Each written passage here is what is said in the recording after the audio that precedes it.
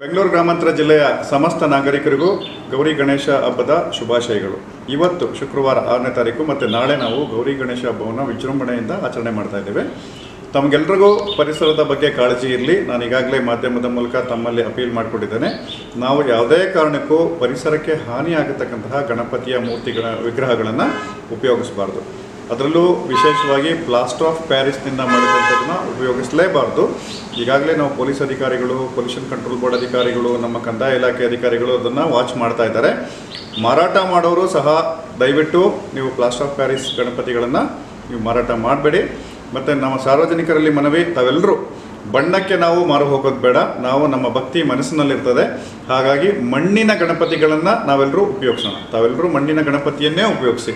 ಮತ್ತು ವಿಸರ್ಜನೆ ಸಮಯದಲ್ಲಿ ತಾವು ಜಾಗರೂಕರಾಗಿರಿ. ಕೆರೆಗಳಲ್ಲಿ ಹೋಗ್ಬೇಕಾದ್ರೆ ಮಕ್ಕಳು ಮತ್ತು ತಾವು ಹುಷಾರಾಗಿ ಒಂದು ವಿಸರ್ಜನೆ ಕಾರ್ಯಕ್ರಮವನ್ನು ಮಾಡಬೇಕು. ಮತ್ತು ನಗರ ಪ್ರದೇಶಗಳಲ್ಲಿ ವಿಸರ್ಜನೆಗೋಸ್ಕರ ನಾವು ಒಂದು ಸ್ಪೆಸಿಫೈಡ್ ಜಾಗವನ್ನು, ಹೊಂಡವನ್ನು ನಾವು ನಿರ್ಮಾಣ ಮಾಡಿರ್ತೀವಿ. ತಾವು ಅಲ್ಲೇ ಹೋಗಿ ವಿಸರ್ಜನೆ ಮಾಡಬೇಕು ಅಂತ ಕೇಳ್ಕೊತೇನೆ.